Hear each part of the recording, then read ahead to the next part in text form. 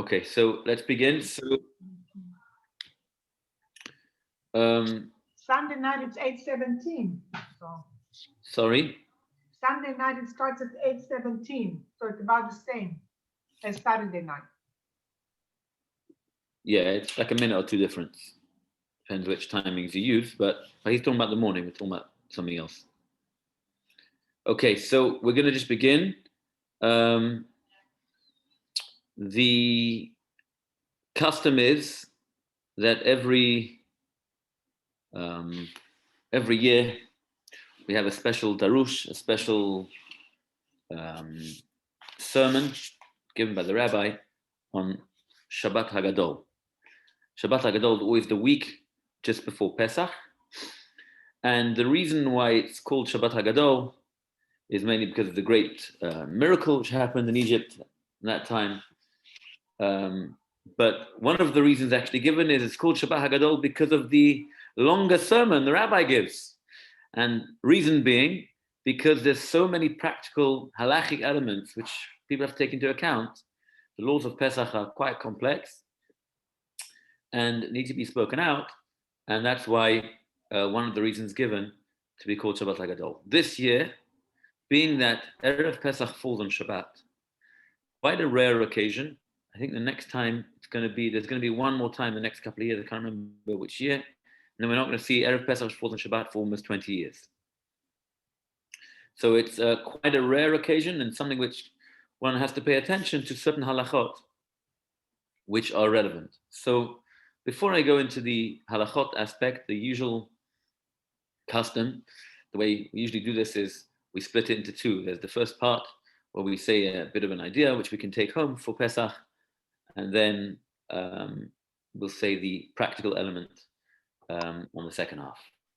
So Pesach, this year Pesach 5781. We're all doing the same. We're at home. We are scrubbing and cleaning, preparing and buying and making sure Pesach is up to scratch. Pesach is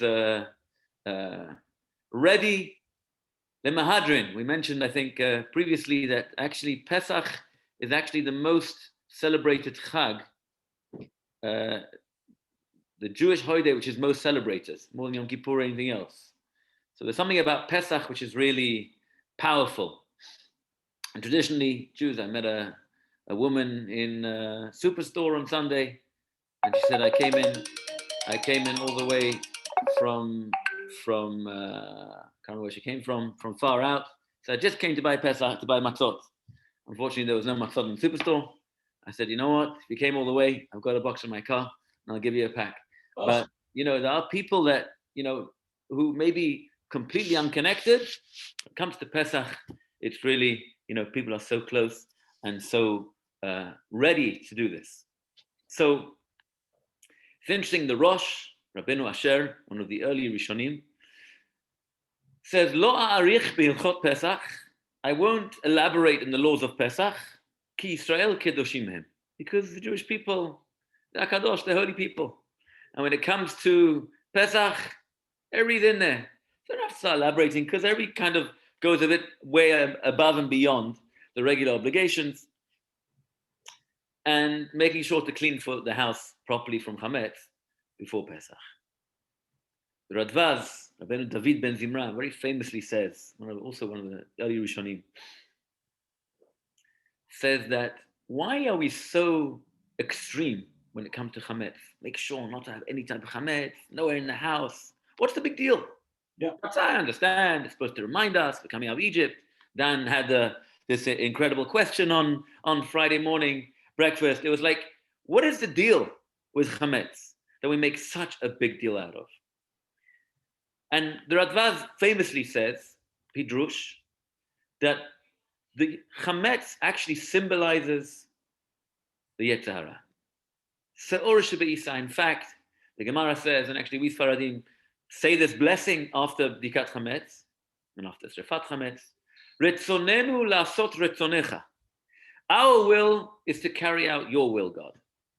However, ela se'or shebe'isa me'akev. However, there is the Yetzer Hara, which is kind of in the way, and just He's just not allowing us to do what we really want to do. So we really want to serve God wholly, properly, but the Yetzer Hara is in the way. And that's why on Pesach, before Pesach, the time where we became a nation, we turn around to God and make this declaration. We say, God, we're going to remove any sign of Chametz, whether Chametz symbolizes haughtiness or any form of Yetzer Hara, the evil inclination. We want to get rid of it and eradicate any sort of Chametz from our houses, from our inner selves, even more important. So I want to just talk about a short idea. And like I said before, I started about the Halachot. An idea I heard from my rabbi, one of my rabbis, Rabbi Zimmerman from London now, said a very beautiful idea. He says, what is the spiritual battle of today's generation? And if you ask around, everybody's going to say something else. Spiritual battle? One would tell you it's immorality. Another one would tell you it's the misuse of technology. Another would tell you perhaps superficiality. Shouldn't be superficial.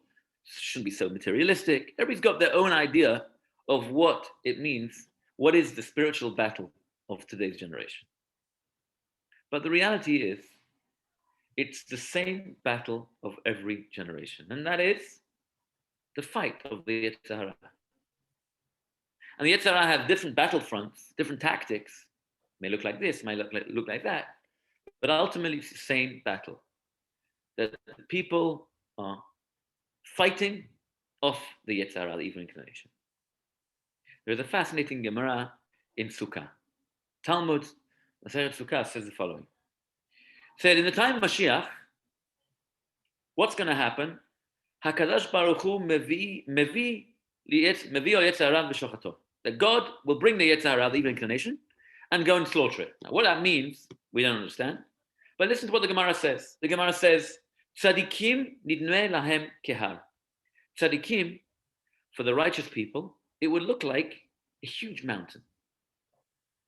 Reshaim, for the wicked people, the Yetzer Hara would look like kechut hase'ara, like a thread, thin thread.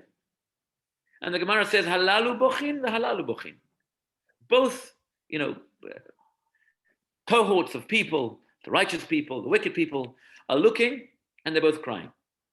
And the tzaddikim are crying. They say, how could it be? The Yetzer Hara, which looks like a mountain, how did we manage to overcome our evil inclination? Such a huge mountain. And the Rishaim, the wicked people, they see it look like a thin thread. They say, such a little thing. What was the big deal? How come we couldn't overcome ourselves? And the question is, so whatever the understanding of the Gemara is, how is it possible that the same thing, the Yetzer Hara, looks to two different people in two completely different ways? To the Tzadikim, it looks like a har, like a huge mountain. And to the Rishaim, it looks like a thread. So what is the Yetzer Hara? Is it a mountain or is it a thread? And the answer is ultimately, it actually lies within the words of the Gemara. Tzadikim nidmeh lahem. You could translate nidmeh, dimion in English. It seems like. Dimion is fantasy. Right, Shlomo? Yes, Fantasy. sort of. Fantasy, the power of our imagination, workings of our imagination. Tzadikim nidmeh lahem. They imagine the Yetzer Hara as a huge mountain. The Rishaim imagine the Yetzer Hara as a thin thread. The power of the Yetzer Hara is how much imagination we have. The workings or the byproduct of our imagination. We can imagine there's such a huge difficulty ahead of us, or we can imagine that it's not a big deal. We can do this. I think it's a very, very powerful idea because the idea, the concept of fantasy is a very strong concept, not just because, fantasy is imagination is such a creative thing, but I think that is what the crux of the Yetzer Hara is. There's a story with Rav Shalom Shvadron. Rav Shalom Shvadron was a very famous Magid. Magid was a rabbi, used to go around different places around the world and preach, basically, but used to give musar, used to arouse the people to connect to God. And back in the day, it was very common. And there was one very famous one who lived most recently. I once had the pleasure of meeting him when I was a young boy. And he said the following story. He said there was once a Baal Teshuvah, someone who was not connected to Judaism so much, and he was a very famous, popular person, very successful person. And he actually went through his spiritual journey. Yes, Shlomo? I wanted to say that what you may mean instead of imagination is visualization. Visualization. Okay.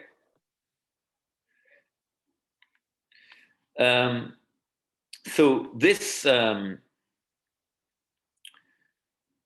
fellow, he was a very successful person, and he became a Baal Tshuva. He became someone who was very close to God, and he was an observant Jew. And one day he was walking in the street, and he saw a bunch of young men, and someone approached him. He says to him, "I know where you've come from. I know where you are now. And I want to ask you the following question. Tell me, in your mind, who is going to get a greater portion of the world to come? You or these young men over here who were raised religious?" And he said to them, without blinking an eyelid, he said, "Those young men." He said, "Why?" He said, "You've been through such a journey. You've been through such a journey. You've left so much behind. You left your fame. You left all your success and your name in the big wide world. And they don't know better." He said, "I'll tell you why." He said, those people, those young men, they grow up religious and they stay religious and they go and they grow up and they live and they go through their life. But as they go through life, they're thinking in their minds, gosh, there's such a big wide world out there. There's so many pleasures out there that I could have and I had to abstain from. I had to, not go into that and give way to my pleasures or to my lust. He said, me, I've been there, done it, got the t-shirt and given it back. I know what it is. I know it's emptiness. So for me, the power of dimyon, for these people, the power of fantasy, the imagination, visualization, as Shlomo put it, is so rosy. The grass is green on the other side. So passionate, so difficult. We have to try and control ourselves. But for someone who's been through it, he knows it's empty. We'll finish off with one idea and we'll go to the Halachot. Another nice mashal, nice parable. There was a villager who came to the city, and in the city there's the movie theater, the cinema.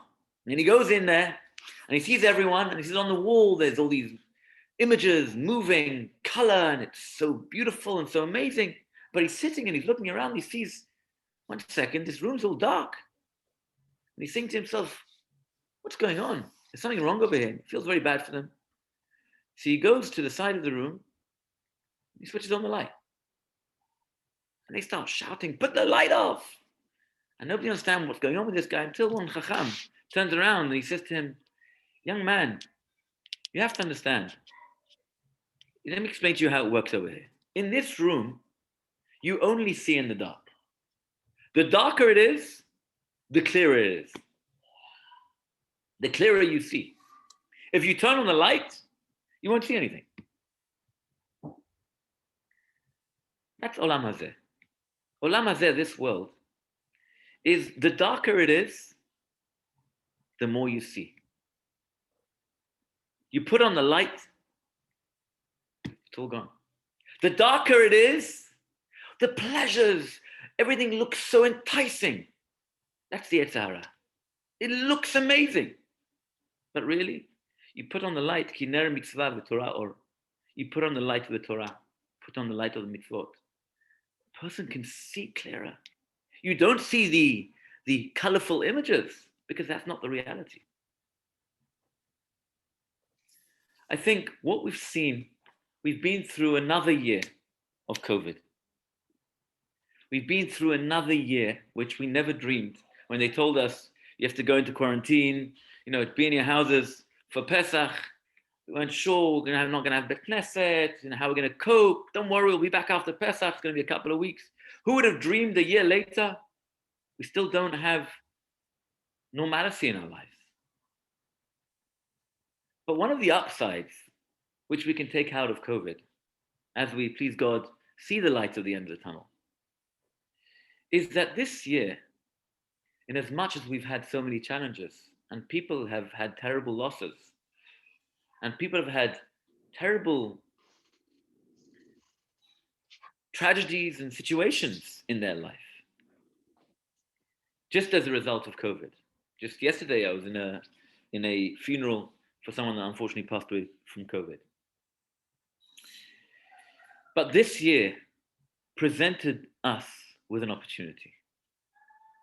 We were no longer living in a world of fantasy because we were confined to our homes. There was no more the outside world, all the bits and glitz. There was no more this whole world where we do things because people are looking at us. We're looking over the other side. We're looking about what he's doing, what she's doing. This year, we are at home, and we were at home with ourselves, with our spouses, with our families. And this is the difference, that we've been presented with a year of reality, not a year of fantasy. Some of us, those with children, with young children especially, it's like back in the day. Large part of the year was actually, you would actually go ahead and educate the children like it was back in the day, daddy and mummy, not school. It's a new type of reality which we dealt with over COVID. A simcha, those that made weddings, it was 10 people. The simcha was palatable. It's not about how many guests, 300, 800 guests at the wedding, what type of flowers I'm going to have. It's about a chatan and kala getting married. There's so much deepness, there's so much reality which we can take from. Can't just go through this situation. And like I mentioned on Yom Kippur, trauma is trauma when you go through a situation. But if you go about it like with adversity, you can grow from that.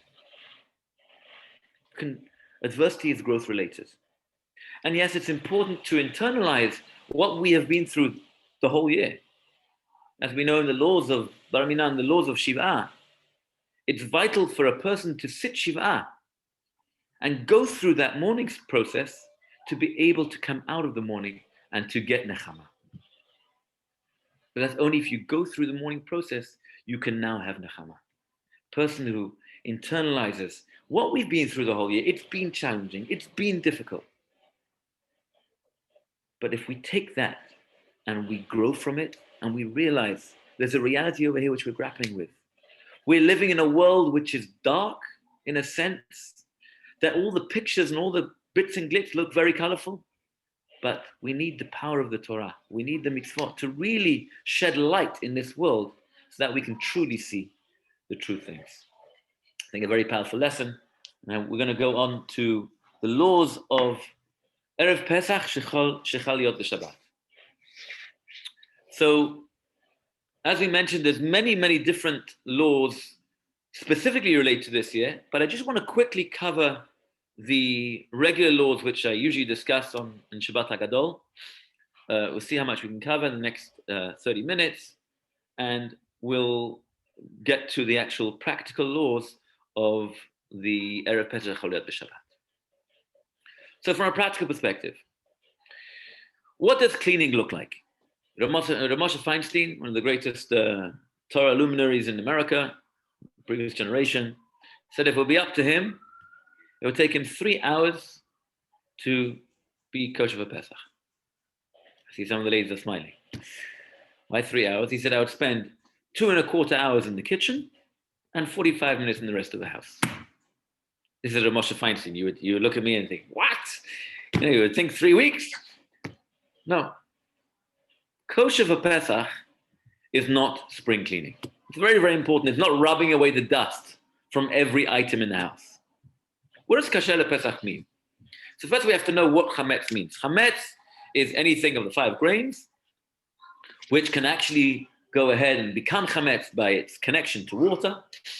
Let's say you put flour and water together, you let it rise, within 18 minutes, it's going to turn to chametz. So here's the deal. What are you looking for to make sure your house kasher Pesach? Very simple.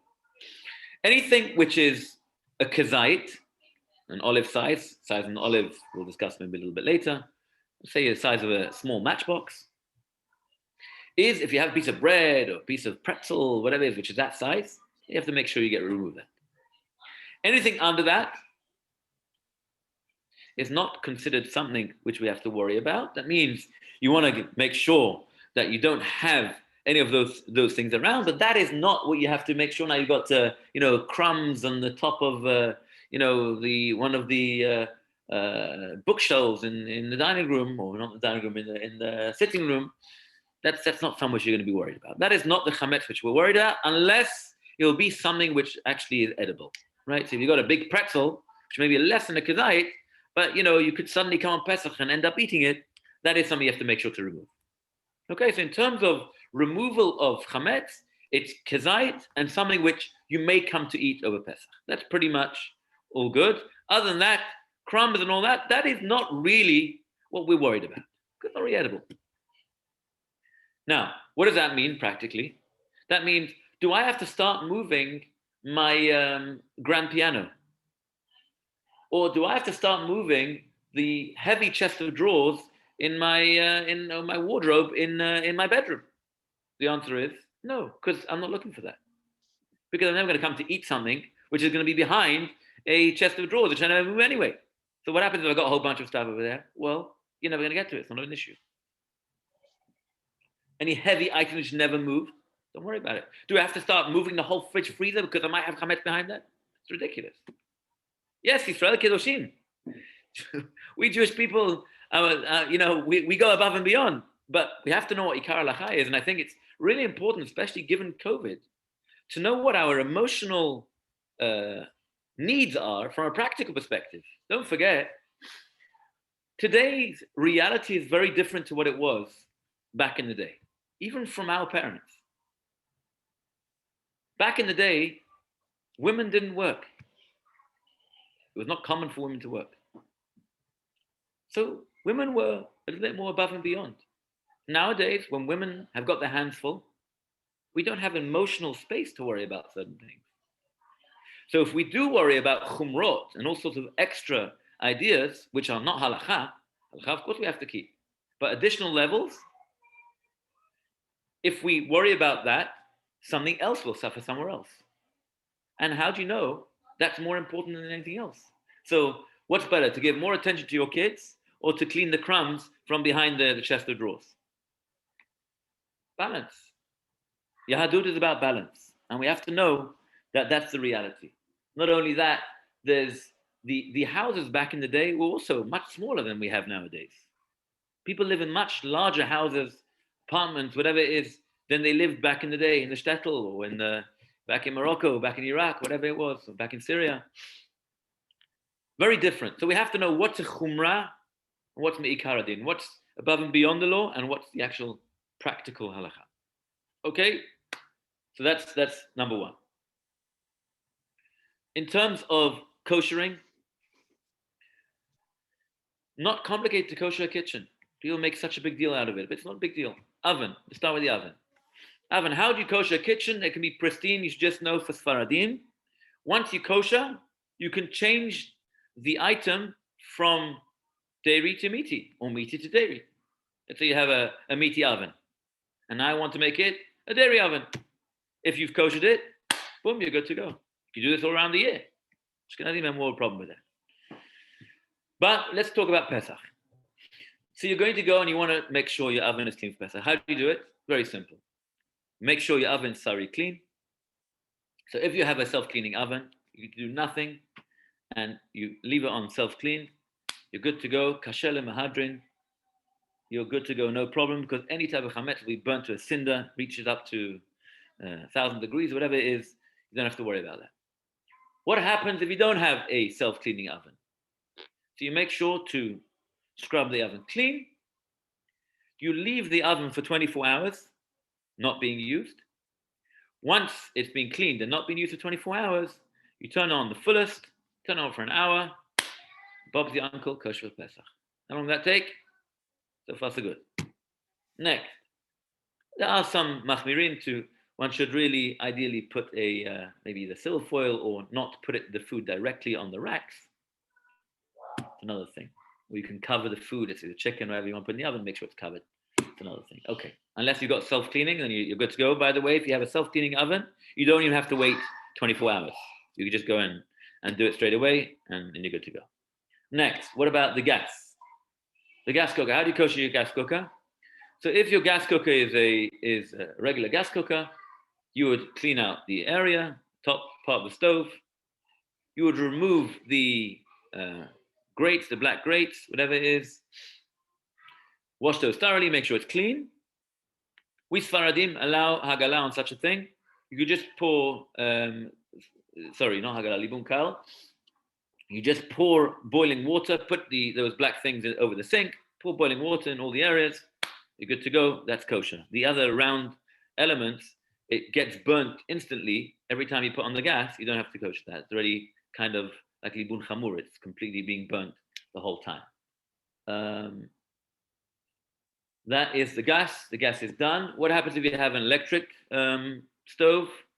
So we Sfaradim hold that glass is not bolea, it's completely porous, and therefore glass is completely fine. Just wipe it down, you're good to go. You want to be a little bit more machmir, put on 5-10 minutes on full heat, and you're good to go. Shlomo. It's not porous. You said it's porous. It's fully porous. Sorry, it's completely not porous. Not porous. Thank you. And therefore, glass doesn't need to be koshered because it's not bolea, it's non-porous. What else? Okay, so we've gone through the oven, we've gone through the stove. What else? The sink. The sink. How do you kosher a sink? Very practical.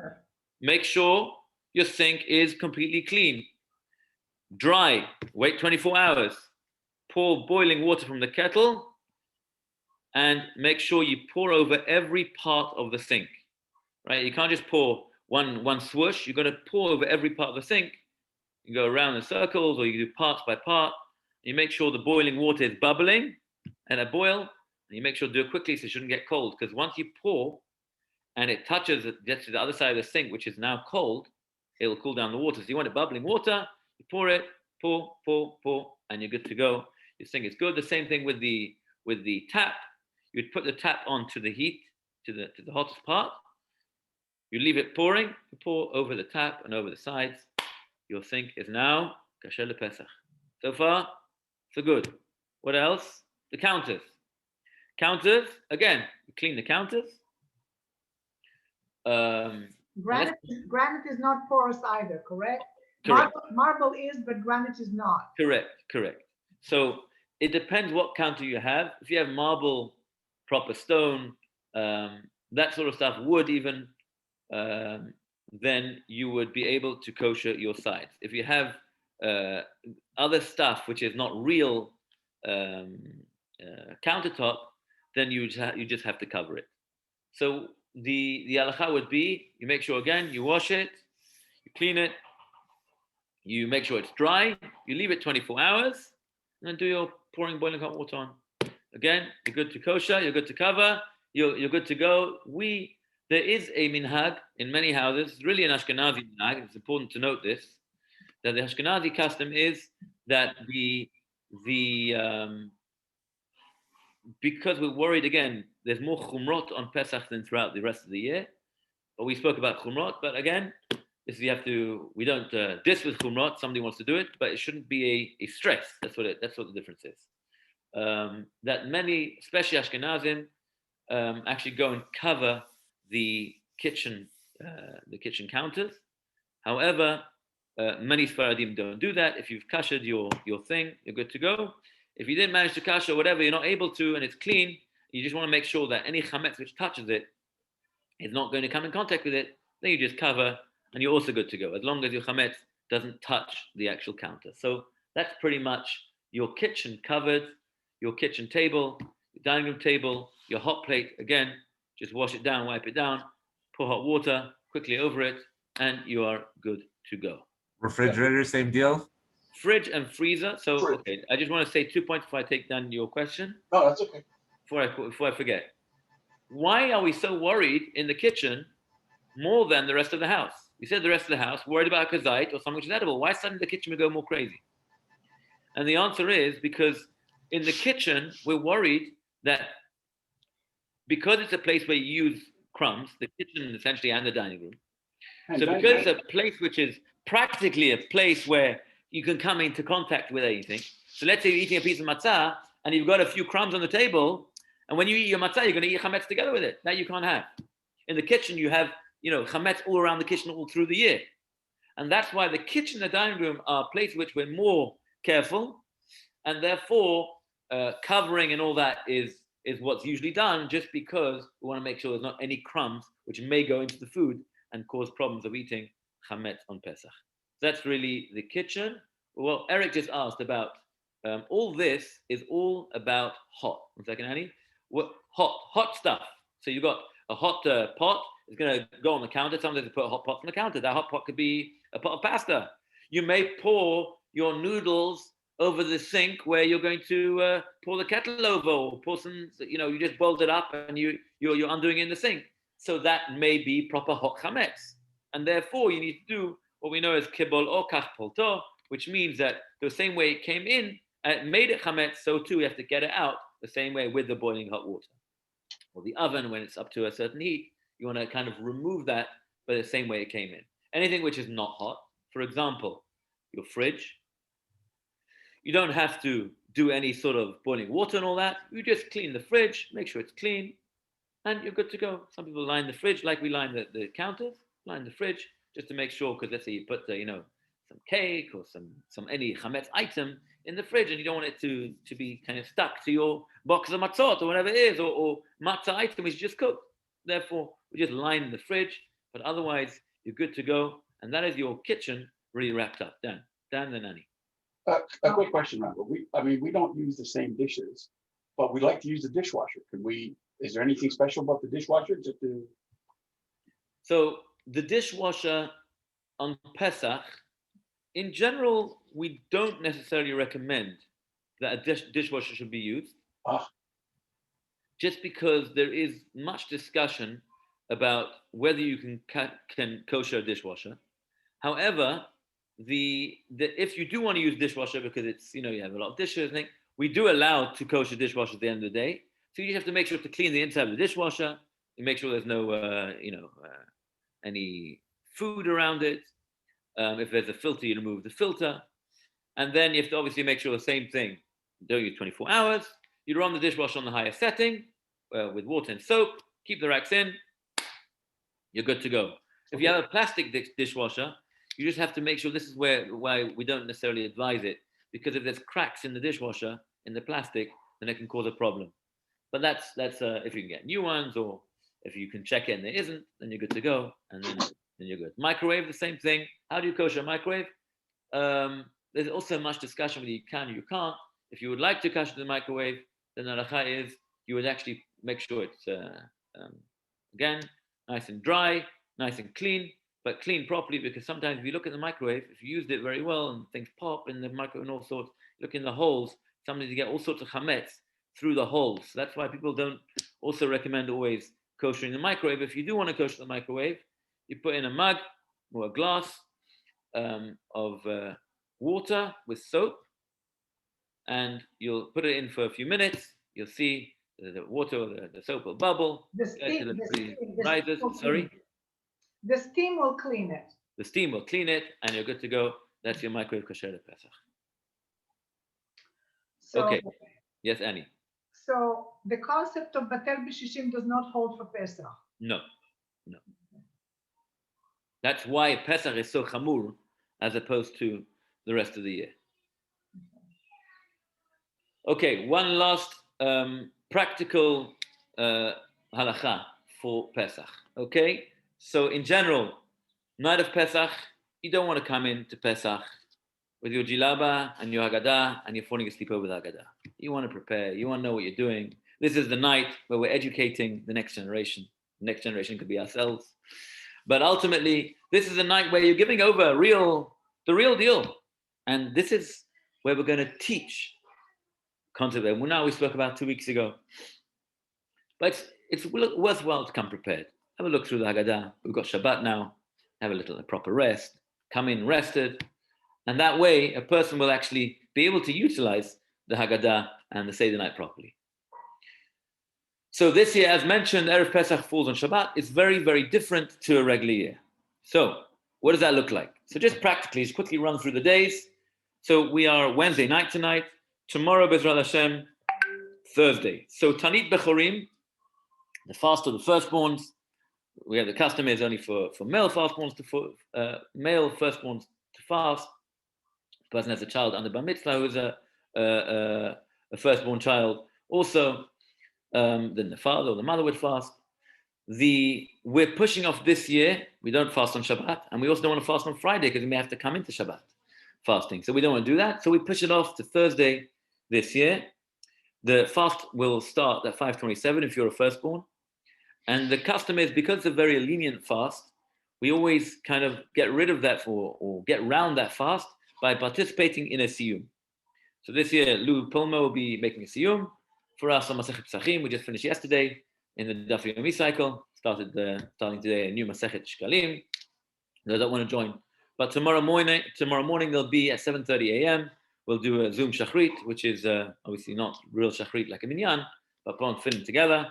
And then we will have this Zoom Siyum at 8 a.m.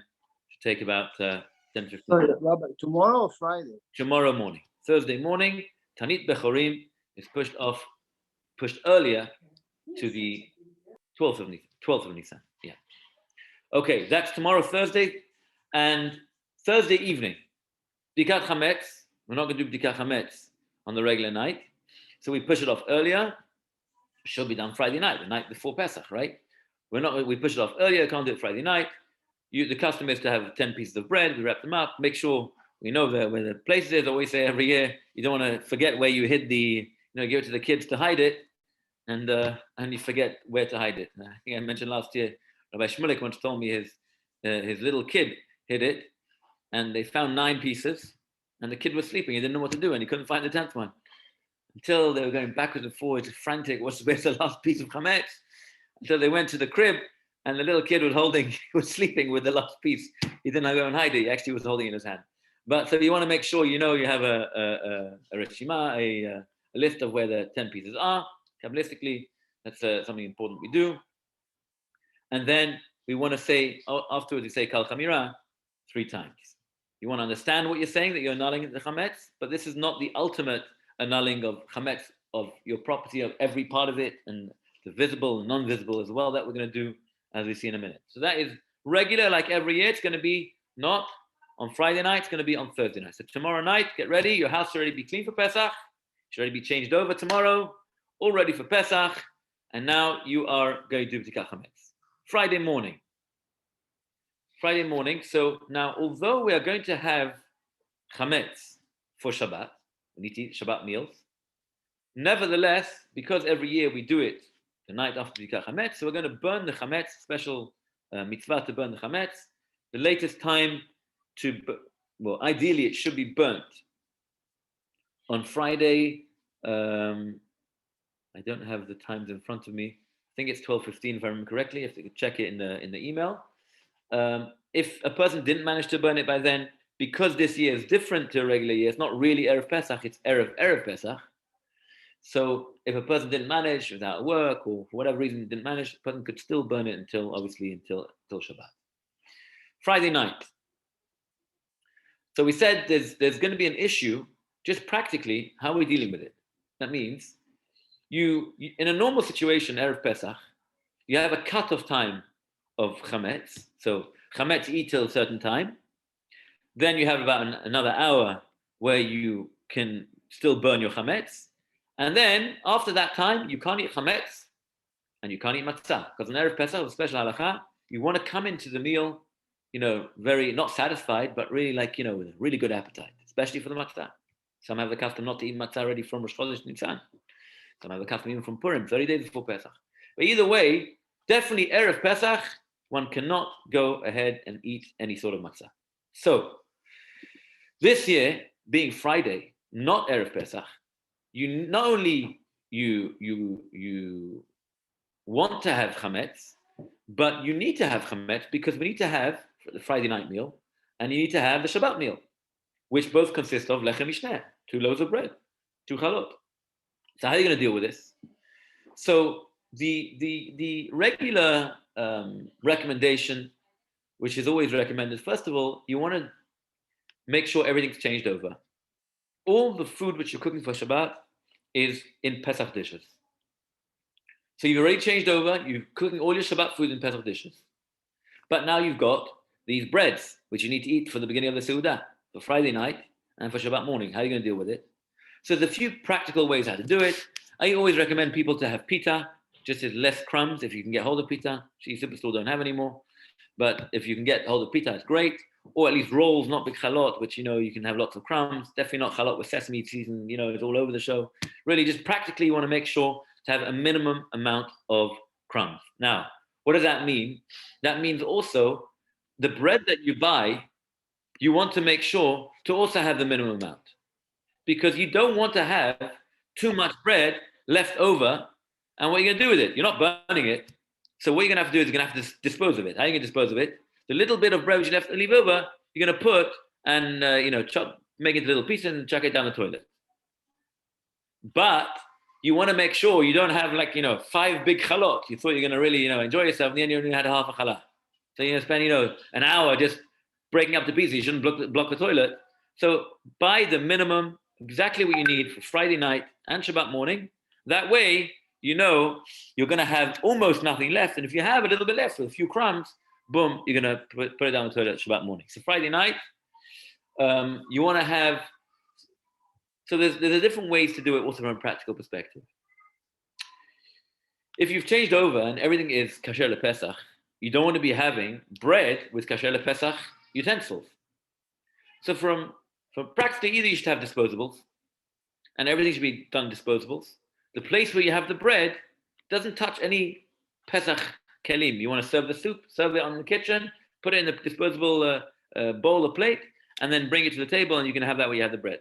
Or you can go outside, have your bread outside, especially if you see the place where you're going to eat, then you can continue your meal whilst you're eating your bread outside. Maybe even if you really want to, keep a bread inside your mouth once you finish chewing, and then you have your regular meal, which is all like Pesach already kind of thing. So just a practical, you want to make sure, again, just disposables from a practical perspective. You had bread in your mouth and you're eating, and if you start having a kosher Pesach spoon, you just had bread, it's not a good idea. So that's why disposables is a good idea for Erev Pesach, which falls on Shabbat. Same thing goes with Shabbat morning. Obviously, when you finish the meal, so if let's say a plastic tablecloth, or not plastic, and you're eating outside, or whatever it is, make sure those crumbs you get rid of. You finish the meal, broom up, brush up, crumbs down the toilet. Okay. Shabbat morning, this week, for those that asked before, we're going to have Shabbat morning services much earlier than usual, in order to make sure that we are able to eat our meal of chametz before the cutoff time when we're no longer able to eat chametz. So therefore, this year we're going to be praying at 8:30 to 9:30 early. So please come on time so we should be able to run in properly.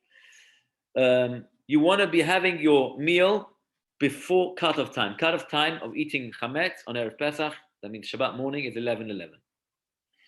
Last time to destroy chametz, this year we're not going to burn it. You can't burn on Shabbat. So you're going to actually put down the toilet, all the remnants, all the crumbs. You're going to wrap up by 12:15. After 12:15, we've broomed the floor, wrapped up. There's no more chametz left. You're now going to wash your mouth out, brush your teeth if you can make sure it doesn't bleed, floss, and now we are officially chametz free. Again, no longer chametz, no longer matzah. The challenge is, what do we do with Seudah Shlishit? Seudah Shlishit, when you don't have, you can't eat chametz, you can't eat matzah. So how are you going to make shtashishit? So there is, some people recommend that you have the morning meal, you split it into half. You first have one part, you have a 5-10 minute break, then you wash again, and you say B'kal Mazon, you wash again, and you have a second meal for shtashishit. For us Faradim, it's not such a good solution.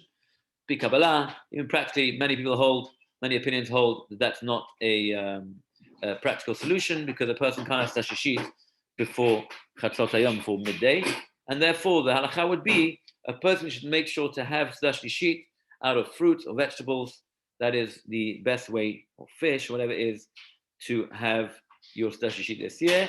Obviously, you want to make sure not to fill yourself up. For the same reason, you want to come into the Seder night properly ready and with an appetite, and not completely stuffed with any sort of stuff like that. Now, don't forget, I should mention, just by the way, you're not supposed to eat Pesach cakes either. So if you're having Pesach cakes, which are made of matzah meal is matzah, right? That's why you make a mezanot on cakes which consist of matzah meal. If it's potato flour, you make shahakol. Yeah, if you want to, it's very important halacha. If you're making Pesach cakes out of matzah meal, the bracha is mezanot. If you make Pesach cakes out of potato flour, the bracha is shahakol. Shahakol you can obviously have. Mezanot, matzah meal, you can't have on Erev Pesach after the cut-off time, after 12:15 or after 11:11. Night of the Seder. So, again, you're well rested. There's a special mitzvah. It was only one time a year where the rabbis used to come home from the Bet Midrash and make sure the kids go to sleep. Everyone's well rested, got long Shabbat, and you want to be well rested to be able to come in to do the Seder properly. Seder night, halachically, cannot start before 8:25 because we drink the 4 cups of wine, which is part of the Seder. Kiddush, the first cup, is part of the Seder. And therefore, the halacha is, Motzei Shabbat is 8:25. You say then, Baruch HaMavdil Mekodesh LeKodesh, not Mekodesh LeChol, because it's Shabbat to Yom Tov. When you say Baruch HaMavdil Mekodesh LeKodesh, you're now able to light your candles. Ladies light the candles, say Bracha, Ladlik Nerot Shel Yom Tov, Ladlik Ner Shel Yom Tov, and you say Shechianu. Those women have the custom to say Shechianu by lighting the candles. You would then try and make sure to get everything, ready for the Pesach Seder, because you cannot prepare on Shabbat for Yom Tov. And that's why any preparations which need to be done should really be done or have to be done before Shabbat, because it's 8:25, it's late. You don't want to start the meal, and now let's start preparing for the Seder, let's start setting the tables, put the Haggadah, bring the cushions, we don't want to do that. 8:25, you want to go bang, you pray a bit before and you start to do the Seder 8:25. Light the candles and you're ready to go. What does that mean? It means your Seder table has to be ready already on Friday. So I would recommend, again, you don't have to follow my recommendation, I would recommend you eat in a different place. Let's say you eat in the kitchen with Shabbat meals. You don't have problems with the crumbs and all that. Or eat outside, whatever, if it's a nice day. Eat in a different place, that your Seder table is ready to go already from Friday afternoon. It's a very organized way of doing things. Don't forget all the mitzvot of the night, which needs to be done. For example, you're roasting the zarah bone, the shank bone, you're boiling the egg, you're checking the lettuce for bugs, you're even preparing the salt water. Again, these things can be done on Shabbat, on Chag, ready after Wednesday night is supposed to begin. But you want to be organized, you don't want to start playing around, you want the kids to stay awake, you want to stay awake, and therefore you want to practically be able to do that from Erev Shabbat. You also don't want to forget on Erev Shabbat that we light from an existing flame on Yom Tov. So this year being Shabbat, followed by first day Yom Tov and second day Yom Tov. So recommendation is to make sure to have maybe a 3-day candle, or at least a 48-hour candle, where you light your candle on Friday, an additional like Yotzai candle, which is a 3-day candle. And then so you'll have for the next day Yom Tov and the following day Yom Tov to be able to light your candles on Yom Tov from an existing flame. On Yom Tov you can light from a flame to a flame, but you can't strike a match on Yom Tov, and therefore you want to be able to have that ready before Shabbat. Havdalah. What happened to Havdalah? So being Motzei Shabbat, we would make Havdalah, but you don't make regular Havdalah. In the Kiddush, there's something called Yak Nahaz. Yak Nahaz is an acronym for Yain, Kiddush, Ner, Havdalah, Zman. So Yain, you start off from the first one you say Kiddush, Pore Gefen, Yain. Kiddush would be Asher Bacharbanu. Ner, you would now bring the Ner, the Havdalah candle, not the Havdalah candle, maybe one of the candles that you lit for Yom Tov, bring it to the table. Discussion, you have to have one or two, but you bring that to the table, Bore Morea Esh, and then you don't extinguish the candle because it's your candlelight, or you can't anyway put out candle on Yom Tov. Then you are Yain Kiddush Ner Havdalah Baruch Hamavdil Ben Kodesh LeKodesh. He who separates from sanctity to sanctity. You've gone out from the Kedushat Shabbat LeKedushat Yom Tov Vivdalta, and then you finish off Shechiyanu V'Kiyamanu V'Yanu Zman Hazeh. Finally, last halacha is obviously just first of all the shiurim and then the leaning. So the 4 cups of wine, motzi matzah, that's the first time you have matzah, korech and afikoman, all those things you are going to make sure that you have to lean. Maror, you're not leaning because you're not symbolizing freedom. You're commemorating the time of the affliction which we had in Egypt when we eat the bitter maror. But all that is all the other things. Again, the 4 cups of wine, the matzah, first piece of matzah, the korech, which is a sandwich, and the afikoman are all things which you have to go and lean. What about leaning? How do you lean? So I mention this every year. So back in the day, you lean, you would recline. That was how they used to do it back in the day. Nowadays, that's not our custom. So some people do have these whole fancy couches nowadays. But if your custom is to lean on a chair, so one has to know that leaning in mid-air is not called leaning. Yeah, just do like this. This is not called leaning. It's very uncomfortable. It's very annoying. It's not practical. And besides the fact you're going to get a bunch of wine stain all over your white shirt, or whatever color shirt you wear. Bottom line is, you have to make sure to lean against something. See, if you've got handles on your chair, so you lean against the handle, you're good to go. But if you don't have, so one of the in yeshiva they always teach us, you turn your chair around, looks a bit funny, but you know it's practical. Turn your chair around, and you're leaning against your chair. So you're leaning on your left side. You don't lean on the right side, it's dangerous. So you're leaning on the left side, and then you're going to drink your cup of wine. According to Asfaradim, Ravadia says lechatchila to have grape juice is lechatchila as well. Not a problem to have grape juice as well, and therefore one can fulfill their obligation of 4 cups with grape juice as well. That's leaning. What else? There is besides for the kiddush and the 4 cups of wine of leaning, you also want to make sure to have the right amount of wine or grape juice. How much do you have to actually drink? So 4 cups of wine, you have to drink, the minimum shiur is 86 cc. Now it's worthwhile checking your cups to see how much that is. And you'll be surprised that most cups are at least 2 or 3 times the minimum amount you actually have to have. Now the halacha is that it's better to drink the whole cup. So if you have an option to have a huge goblet, and only drink a little bit, at least the minimum amount, or to have a little cup and to drink the whole thing, rather have a little cup and drink the whole thing. What happens if a person can't drink the whole thing? It's a 3rd cup and it's so done, with all the matzah and the maror and it's coming out your ears. And what do you do? So a person should have a small cup, 86 cc. And I can tell you now, in the shul, we have those small little like goblets. They're very small. I mean, the first year I came, I checked, I couldn't believe it. That I said that's probably not the right size. We checked it, and it was more than 86. So it's amazing. Those little small glass goblets are actually more than 86 cc. So you have to have, halacha says, rov revi'it, the majority of your cup of wine.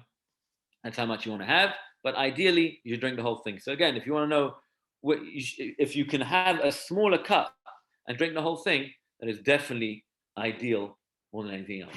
A person should make sure, finally, just to eat of the parts which you're eating, which is the matzah, the maror, the korech, you want to be making sure to actually have the minimum size of a kazait. Kazait, I would say, the question if you go by volume, you go by weight, much discussion in the poskim about it, but practically, if you'd say the round matzot, I would say approximately about a third of a round matzah, a larger round matzah, handmade matzah. Or I would say, especially for motzi matzah, a person should have at least a one whole matzah. That's what? That's a square. Oh, you've got the shiurim. Oh, here you go. So what? So the matzah is 27 grams, which is a kazait. The same would apply for a. Show me again, Shlomo. Same would apply for a. Okay, I don't know how to. I don't know what that means in. It's about size, not about weight. So the machlokes, So in poskim. the korech is 4-inch by 7-inch, which is about 10 centimeters by 18 centimeters. So I would say a maror And then would the be one afikoman large is- lettuce. One large romaine lettuce is a kazait. So a person has to have maror a kazait. Person should have one large kazait. Same would be with for korech. You have a kazait of matzah, kazait of maror, at least one matzah. Chacham Ben Zion says it's we say in Manishtana שבכל הלילות אנו אוכלים חמץ ומצה. הלילה הזה כולו מצה. says Chacham Ben Zion, don't fill yourself up with so much. Okay, we got it there. Kazait, 29 cubics, 43. Yeah, we go with Reb Chaim Naya. That's the Sfaradim. If I may, Yeah. Let um, me just finish this Kula Matzah. Reb Ben Zion says like this, that the night of Pesach, there's a special mitzvah to have matzah. The mitzvah of the night, mitzvah d'oraita, biblical mitzvah, one of the only biblical mitzvot, we have an obligation to eat. Not eating in the sukkah. An obligation where you actually eat an item, that's matzah. You want to be eating as much matzah. Every time you eat matzah, you're having a mitzvah. So don't fill yourself up on that good, those good, that Moroccan fish or whatever it is. You can have that as well for your Shulchan Aruch. But ideally, you want to be having as much matzah as possible. And don't forget, you want to finish the afikoman on not such a full stomach that you can't even get another piece of matzah down your throat. Never mind the last 2 cups of wine. But you want to be able to have it shouldn't be achila gasa. It should be relaxed. You should go out there. You're going to have the right frame of mind. You can sing properly and do everything appropriately. So with that, I think alayla zeh kulo matzah, that you have more matzah than anything else. And that's really the theme of the night, the cherut, freedom. Take this idea. We're living in a world of reality, not of fantasy. We're here to remove the chametz. We're here to remove the idea of the Yetzer Hara, which tries to make us fantasize all the time and try to get us around to that. But with COVID, we've been here and we're going to go through this in a real world to a growth-related mindset, Bezrat Hashem, that we should be able to, next year, L'Shana Haba, we should be zocheh, we should merit to eat le'echol mina zevachim, mina pesachim, the Korban Chagiga, Korban Pesach, we should share together, Bet Midrash, Bezrat Hashem, in Yerushalayim, Mera V'Yamenu, Amen. Amen. Eric, I'll take your question. Are you on mute? I just wanted No. to point out that there's been some You're stories not? about listeria and stuff like that in romaine lettuce. So wash your lettuce well. Just a reminder. So very important, 100%. Thank you, Eric, that you want to make sure that you check your lettuce properly. Anyone who's had any experience with proper, with romaine lettuce, is you're going to see creepy crawlies. If you don't check it, you're going to have problems. A very famous story, Ben Ish Chai. Ben Ish Chai once saw a lady who was checking lettuce on Erev Pesach, and she wasn't checking it properly. He said to her, lady, how many hairs do you have on your head? She said, hairs on my head? I don't know. She said, hundreds of thousands. She said, why are you asking? He said, well, every bug which you eat is 5 isurei doraita. It's 5 lavim. It's 5 negative prohibitions. So if you have, infested lettuce and you're giving to 20 people around the table, times it how many times every lettuce has how many bugs, and then you won't be able to count. It's going to be more than the amount of hairs on your head. So be careful. Make sure you go ahead and remove the bugs. If you see it, you can remove it. You can wash it.